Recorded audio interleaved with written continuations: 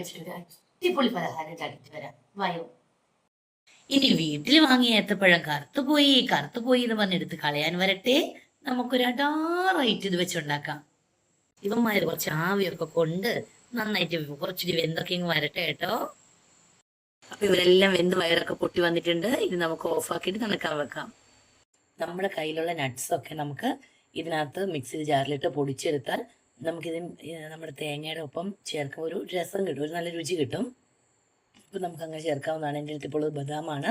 ഞാൻ ബദാം പിന്നെ ഏലക്കയുടെ പൊടി എൻ്റെ അടുത്തില്ല, അതുകൊണ്ട് ഏലക്കയുടെ തരിയും അതുപോലെ പഞ്ചസാരയും കൂടി ഒരുമിച്ചിട്ടാണ്. കുറച്ച് പഞ്ചസാരയുള്ളൂ. ഇതൊന്ന് നന്നായിട്ട് ഒന്ന് എന്താ പറയുക പറഞ്ഞ ഒരു പൊടിഞ്ഞ് കിട്ടാൻ വേണ്ടിയിട്ട് ഹെൽപ്പ് ചെയ്യാൻ പഞ്ചസാര നല്ലതാണ്. അപ്പം കുറച്ച് പഞ്ചസാര കൂടി ഇടും.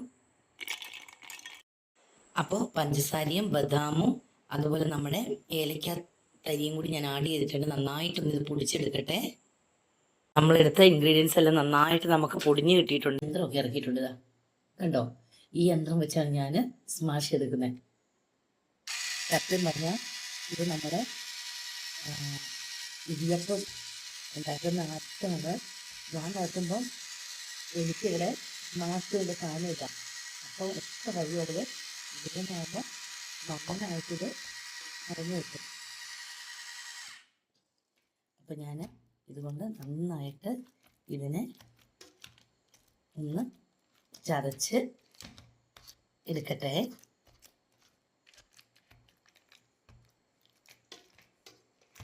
ഇതുകൊണ്ട് ഇങ്ങനെയൊരു ഉപകാരം ഉണ്ടെന്ന് മനസ്സിലായില്ലേ? ഇതൊക്കെയാണ് നമ്മൾ കണ്ടുപിടുത്തങ്ങൾ. അപ്പോൾ ഇതിങ്ങനെ ഇത്രയും ലൂസായിട്ട് നമുക്കത് അതിൻ്റെതായ പാകത്തിന് നമുക്കിങ്ങനെ ഉരുട്ടിയെടുക്കാൻ പറ്റൂല. അപ്പോൾ ഒരൊറ്റ വഴിയുള്ളൂ. ഇതിനകത്തേക്ക് നമുക്ക് വറുത്ത അരിപ്പൊടി കുറച്ച് ചേർത്ത് കൊടുക്കാം. ഞാനിവിടെ വറുത്ത അരിപ്പൊടി ചേർക്കുന്നുണ്ട്. പനി ഒഴിച്ചിട്ടുണ്ട്. ഇനി അതിലേക്ക് തേങ്ങയും ആദ്യം തേങ്ങ ഇട്ടൊന്ന് കുറുക്കിയെടുക്കാം. അതിനുശേഷം ഇതിരിങ്ങയും പൊടിയും കൂടി ഇടുന്നതാണ്. അപ്പോൾ ഇപ്പോൾ നമുക്ക് തേങ്ങ ഇടാം, കുറുക്കിയെടുക്കണം.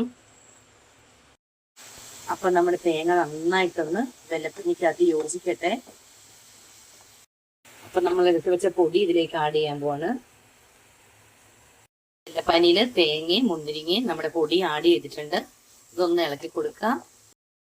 ഇത് കുറച്ചു നേരം തണുക്കാൻ വെക്കണം. എന്നാൽ മാത്രമേ നമുക്കിത് പാലത്തിനുള്ളിലേക്ക് നമുക്കത് വെക്കാൻ പറ്റുള്ളൂ. ഞാൻ കുറച്ച് എണ്ണ കൈ തൂക്കുന്നുണ്ട്.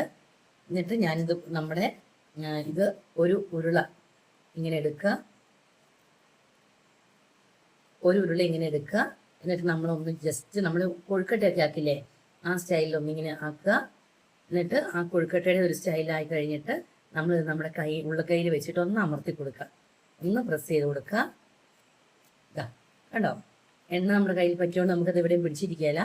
ഒന്ന് ജസ്റ്റ് ഇങ്ങനെ ഒന്ന് പരത്തി കൊടുക്കുക. എന്നിട്ട് നടുഭാഗം ഒന്നിങ്ങനെ കുഴിക്കുക. നമ്മുടെ കയ്യിൽ നിന്ന് കുറച്ച് കുഴിച്ച് പിടിച്ചാൽ നമുക്ക് സുഖമായിട്ട് ഇതിനകത്ത് ഫില്ല് ചെയ്യാൻ പറ്റും. ഇതാ ഇതുപോലെ ഒന്ന് കുഴിക്കുക. എന്നിട്ട് നമ്മുടെ ഫില്ലിങ്സ് നമുക്ക് ഇതുപോലെ ഇതിനകത്ത് ഫില്ല് ചെയ്യാം. രണ്ടും കൂടി നമുക്ക് ഇങ്ങനെയൊന്ന് നമുക്ക് ഇതാ ഇങ്ങനെയൊന്ന് ആക്കുക. രണ്ട് സൈഡ് നമുക്കൊന്ന് ഒട്ടിച്ചു കൊടുക്കാം. മെല്ലെ മെല്ലെ മെല്ലെ മെല്ലെ മെല്ലെ ഇങ്ങനെ നമ്മൾ ഒട്ടിച്ചു കൊടുക്കുക. ഇതാ നമ്മുടെ ഉന്നക്കായുടെ ഇതാ റെഡി ആയിട്ടുണ്ട്. ഇങ്ങനെ നമ്മളെല്ലാം ചെയ്തെടുക്കണം. എന്നിട്ട് നമ്മൾ എണ്ണയിലിട്ട് പൊരിച്ചെടുക്കുകയാണ് ചെയ്യുന്നത്.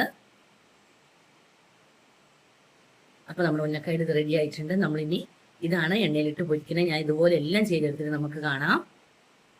നമ്മുടെ ഉന്നക്കായ ഇവിടെ നന്നായിട്ട് ഫില്ല് ചെയ്തെടുത്തിട്ടുണ്ട്. ഇനി നമുക്ക് ഇവയെ പൊരിച്ചെടുക്കാം. എണ്ണ ചൂടായിട്ടുണ്ട്. ഞാൻ ഇനി നമ്മുടെ ഉന്നക്കായ് ഇടാൻ പോവാണ്. ഉന്നക്കായ് ഇങ്ങനെ ചൂടായി വരുന്നുണ്ട്. മെല്ലെ ഒന്ന് തിരിച്ചിട്ട് കൊടുക്കണം. നമ്മുടെ ഉന്നക്കയൊക്കെ പൊരിച്ചെടുത്തിട്ടുണ്ട്. ഇനി കറുത്ത പഴമുണ്ടെന്ന് പറഞ്ഞ് ആരും എറിഞ്ഞു കളയണ്ട. നമുക്ക് ഇതുപോലുള്ള ഉപകാരങ്ങളൊക്കെ ഉണ്ട്.